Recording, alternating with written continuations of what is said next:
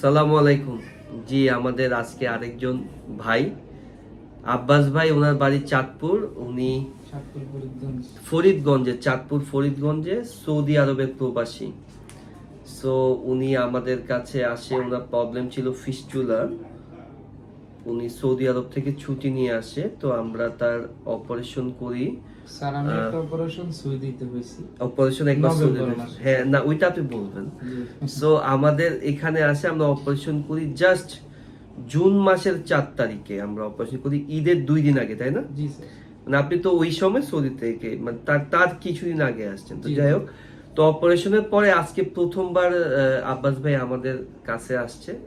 তার ইনশাআল্লাহ আগামী পরশুদিন ফ্লাইট, সৌদি আরবে আবার কর্মস্থলে ফেরত চলে যাচ্ছে। সো আমি তার পাইপথ চেক করলাম, আলহামদুলিল্লাহ একদম ভালো। আমি বেশি কথা বলবো না, আব্বাস ভাইয়ের কাছ থেকে শুনুন। আব্বাস ভাই বলেন। আসসালামু আলাইকুম। আসলে আমি স্যারের ফেসবুকে এবং ইউটিউবে স্যারের দেখছিলাম, মানে স্যারের ভিউ, ওনার কথাবার্তা বা ওনার যে রুগী অপারেশনের ধরনগুলা শুনে আমি স্যারের কাছে দেখা করতে আসি। তারপরে স্যার আমাকে দেখে সাজেস্ট করে অপারেশন করার জন্য। পরে যাক আলহামদুলিল্লাহ স্যারের সাথে কথাবার্তা হওয়ার পরে আমি অপারেশন করি 4 তারিখে জুন মাসের। এখন তো হইলো 17 তারিখ, জুলাই মাসের 17 তারিখ।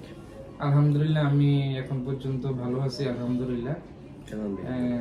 স্যারের কাছে এখন আমি চলে যাব সৌদিতে, আমার শনিবারে ফ্লাইট। এখন দেখা করতে আসছি, স্যারে দেখছে এবং স্যার বলছে আলহামদুলিল্লাহ অনেক অনেক মানে ভালো।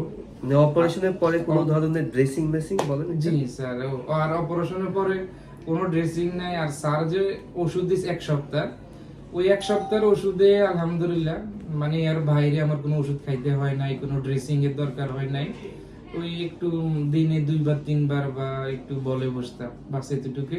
বাড়তি কোনো পেরেশানি নাই, মানে যে চেম্বারে আসতে হবে। স্যার আর একটা সেবা দেয়, মানে একটা কিছু জানার জন্য স্যারের কাছে আসা লাগে, কিন্তু স্যার আসলে ওই হোয়াটসঅ্যাপে আপনি নক দেওয়ার সমস্যাগুলো বললে স্যার ওই হোয়াটসঅ্যাপে মানে সাজেশনটা দিয়ে দেয়, এভাবে এভাবে এভাবে বলে।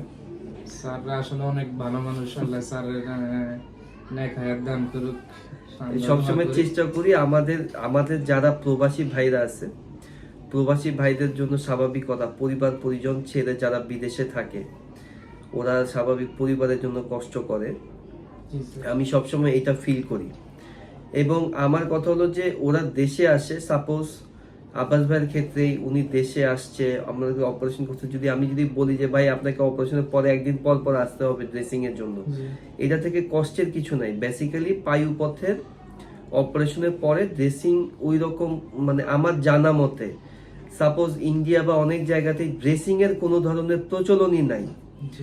সো আমাদের এখানে অনেকেই করে, যাই হোক এটা অনেকের ব্যক্তিগত ব্যাপার। বাট আমার একটা কথা, আমি তো নভেম্বরে 2024 সালে নভেম্বরে একটা অপারেশন হয়েছে সৌদি আরবে। জি, অপারেশনটায় আমি অতটা সাকসেস হই নাই, কারণ ওই অপারেশনটার ক্ষত শুকানোর মানে এর মধ্যে আমার সমস্যাটা আবার দেখা দিয়েছে স্যার।